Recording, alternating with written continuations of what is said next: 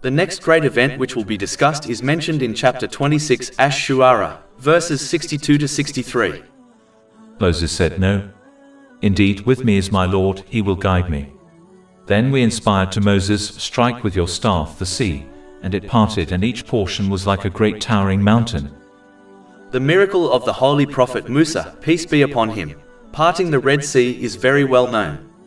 This great event teaches Muslims that whenever they encounter a difficult situation, they should remain firm on the obedience of Allah, the Exalted, trusting that He will provide them a way out of it, even if this seems impossible at the time, just like He done for the holy prophet Musa, peace be upon him, and his nation.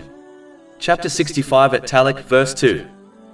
And whoever fears Allah, He will make for him a way out. A Muslim should understand that Allah, the Exalted, chooses the best for His servants, even if the wisdoms behind His decrees are not obvious.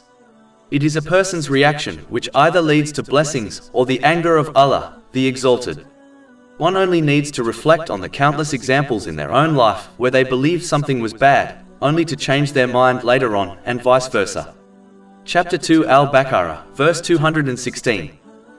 But perhaps you hate a thing and it is good for you, and perhaps you love a thing and it is bad for you.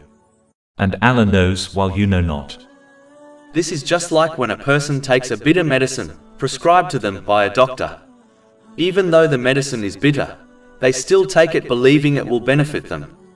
It is strange how a Muslim can trust a doctor whose knowledge is limited, and who is not absolutely certain the bitter medicine will benefit them, and fail to trust Allah, the Exalted, whose knowledge is infinite and when He only decrees the best for His servants. A Muslim should understand the difference between wishful thinking and trust in Allah, the Exalted.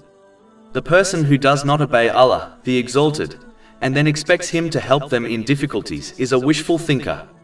The one who will gain the help of Allah, the Exalted, which is indicated in this great event, is the one who sincerely strives in the obedience of Allah, the Exalted, which involves fulfilling His commands, refraining from His prohibitions, and facing destiny with patience according to the traditions of the Holy Prophet Muhammad, peace and blessings be upon him, and then trusts His judgment without complaining or questioning His choice.